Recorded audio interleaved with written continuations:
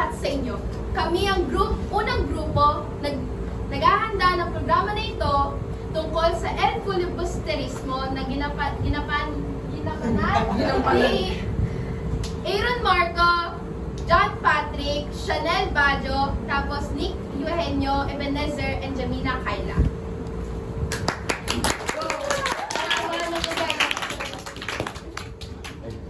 Umaga ng Disyembre, ang Babartabo ay naglalakbay sa liku-likong daan ng Ilog Pasig patungong Laguna. Sakay sa vapor sina Doña Victorina, Don Custodio, Padre Camora, Padre Irene at si Simon. Pagsasausapan nila ang pagpapatuwid ng Ilog Pasig at ang mga gawain ng Obstal del Puerto. Kapitan, kalahati lamang ang takbo ng makina. Bakit hindi natin bilisan? Kung ating bibilisan ay malalagos tayo sa kabukiran. Mangyari man ay walang maayos na lawas sa lupain ito.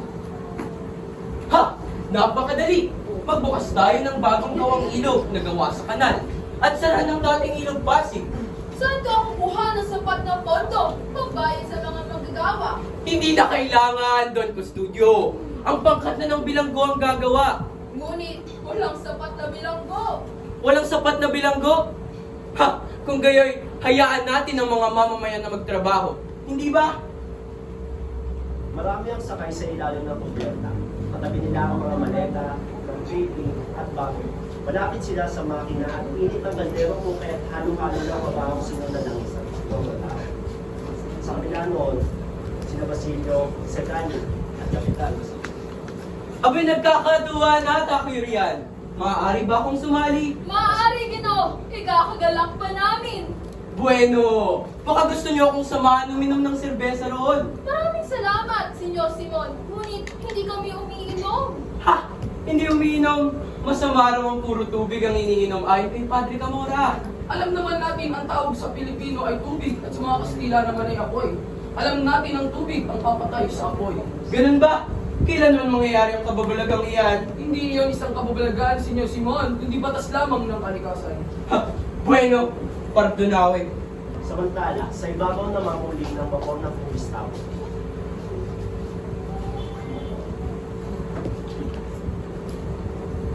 Crisostomo, Crisostomo, Crisostomo Ibarra. Siya nga ba? Ha! Siya nga! Ang kanyang bangkay ay kasama ng isang Filibustero. Ang kanyang bangkay ay kasama ng isang Filibustero. Pabalik na si Basilio ng bayan nang may natanaw na liwanag sa lupa at may narinig na mga yabag ng paa. Pumunta ang kanino sa kanyang kinaroroonan. Nagtago ito at nakitang nandoon si Simon na mag-aalahas. Pinalis nito ang kanyang salamin at nag-umpisa sa pagmumukay. Maaari ba akong tulungan dyan? At bakit ka naman naparito?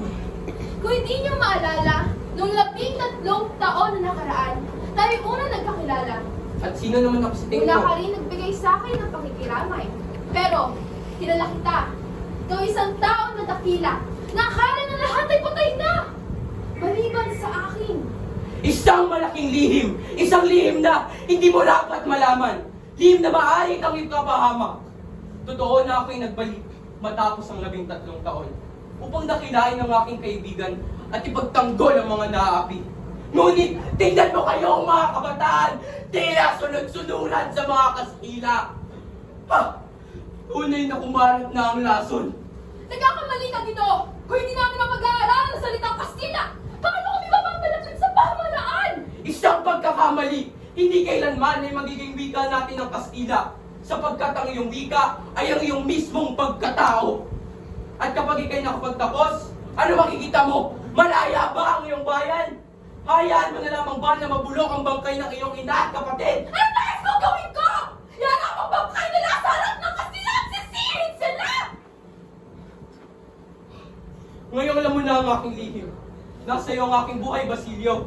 Magpasya ka. Samahan mo ko. Babagsakin natin ang hukuman. Nang gabing iyon ay nagsadya si Simon sa bahay ni Kapitan Tiago upang ipaalam ang gagawin magsikan noong gabi. Nais ni Simon na pangunahan ng isang pulutong ng mga iba magpinto ng kumbento upang makuha si Maria Clara.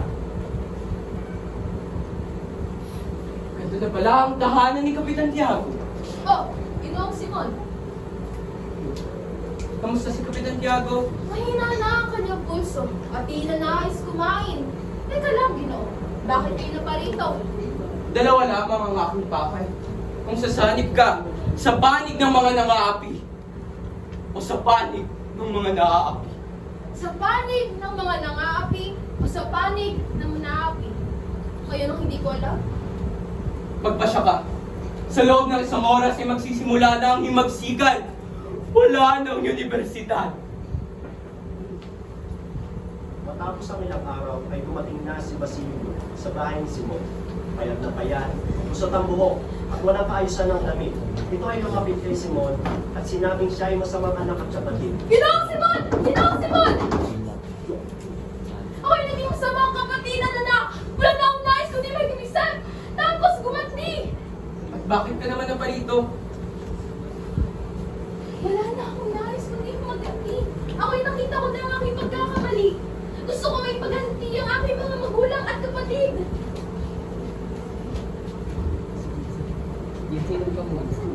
Teka lang, dinamita ba yan?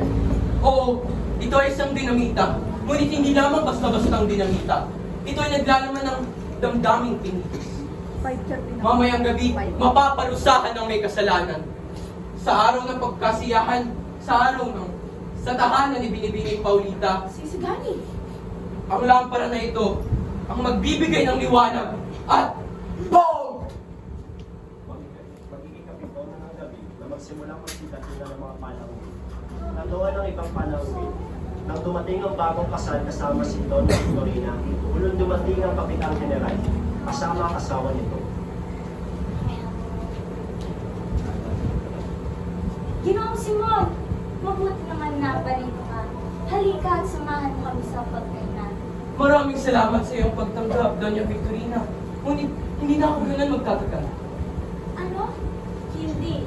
Hindi ako mapayag para makaalis agad. Sa tahanan ni Kapitan Tiago, nilagay ang lampara. Kay gandang lang para na yan, Ginoong Simon. Tunay bang kailangan mo na umalis? Pasensya ka na, Doña Victorina. Ngunit may importante pa talaga akong gagawin. Nasa daan na si Basilio, kapito pa lang ng gabi. Wala siyang mapuntahan at ginugulo ng lampara ang kanyang isipan.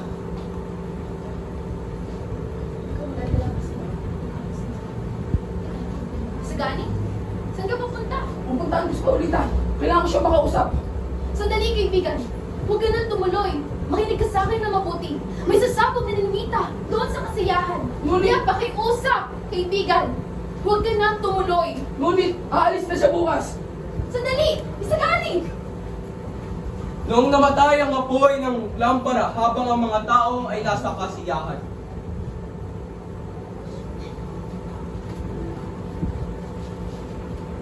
Kay gandang lang para ay sandali, namatay ang apoy. Hayaan mo sisindihan ko muna Binibini. Ngunit, ng mga sandaling iyon, sa isang isang mata ay may pumasok na anino at dali-dali sinugapan ng lampara. Sabay hapon nito sa ilog. Maliksi ang anino. Bago pa man magkailaw, muli ay nakalundag na ito sa ilog. Ano ito? Ito ba'y sulat ni Ibarra? Hindi maaari, sapagkat patay na si Ibarra. Ngunit ito ang kanyang sulat. Buhay si Ibarra? Hindi maaari nga. Pero anong konektado ni Simon at Ibarra? Alam ko na! Si Simon ay si Ibarra! Sa tahanan naman ni Simon, ay damang-dama ang pagkasawi niya. Matapos hindi maging matagumpay ang plano. Hindi maaari!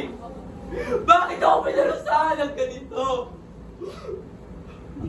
Aking iniirog, kaya aking ng mga kasama. Tapos na ang aking misyon. Bakit ma'am ano? Hindi, pag-sunsin, wala rin tao. Pag ano si Mami Nerva, kaya ko paraan sa bayan ng tubo. Sabihin ko kayo mga Tapos na.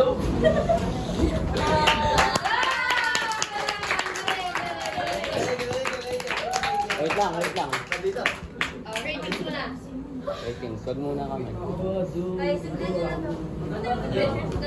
Yun, nasira! Kayo ang hinagdog ng Grupo 1. Maraming salamat.